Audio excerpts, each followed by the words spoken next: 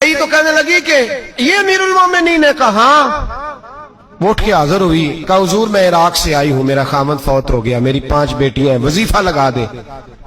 وہ be be کہتی ہے میرا دل تھا کہ یتیم بچیوں کا 100 دینار سال کا لگا دیں گے تو بڑی بات ہے۔ کہتی ہیں جب میں ان کے پاس گئی تو حضرت عمر بن عبدالعزیز کو بتایا تو وہ رونے لگ گئے اور مجھ سے معافیاں مانگنے لگے۔ میں نے کہا حضور آپ کیوں معافی مانگتے ہیں؟ تو کہنے لگے اس لیے معافی مانگ رہا ہوں کہ تو میری رعایا میں تھی اور تیری 5 بچیاں یتیم تھی، تجھے خود چل کے آنا پڑا ہے، میرا کام تھا تیری خبر لیتا، معاف کر دے اللہ کی رضا کے لیے۔ انہوں نے وظیفہ لکھنا شروع کیا تو میری ایک بچی کا 1000 دینار سال کا لکھا۔ میں نے کہا اللہ تیرا شکر ہے۔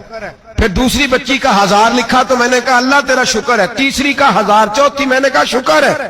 جب چوتھی کا لکھا تو میں نے کہا اللہ آپ کا اقبال بلند کرے، اللہ آپ کو ہمیشہ اسی طرح پھلتا پھولتا رکھے۔ کہتے ہیں جناب عمر بن عبدالعزیز نے قلم رکھ دیا، فرمانے لگے میں 5ویں کا وظیفہ نہیں لکھوں گا، 4 بہنوں سے کہنا بانٹ کے اسے بھی دے دیں۔ کہا حضور کیوں؟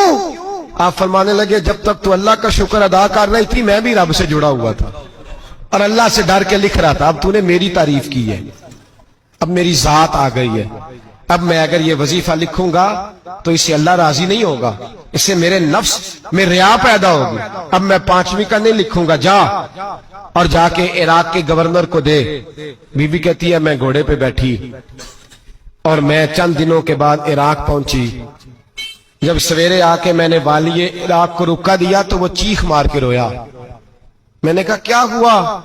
تو کہنے لگا بی بی آج رات کو حضرت عمر بن عبدالعزیز کا انتقال ہو گیا، فوت ہو گئے، تو انتقال کر گئے۔ کہتی میں بھی تڑپ کے روئی۔ میں نے کہا میری یتیم بچیوں کا کیا بنے گا؟ تو وہ گورنر کہنے لگا تیرے وظیفے جاری رہیں گے، تجھے ملتے رہیں گے۔ تو کہنے لگی کیسے؟ تو کہنے لگا میں اگر تو گورنر رہا تو تیرا وظیفہ جاری رہے گا، اور اگر گورنری سے اتر بھی گیا تو میں ذاتی طور پہ مالدار ہوں، پھر بھی تیری بچیوں کے ماہانہ پیسے پہنچتے رہیں گے۔ میں نے کہا تو کیوں دے گا؟ کہتی میں رو پڑا۔ کہنے لگا اگر امیر حضرت عمر بن عبدالعزیز جیسے ہو تو پھر اللہ گورنروں کے دلوں میں بھی رحم ڈال دیا کرتا ہے۔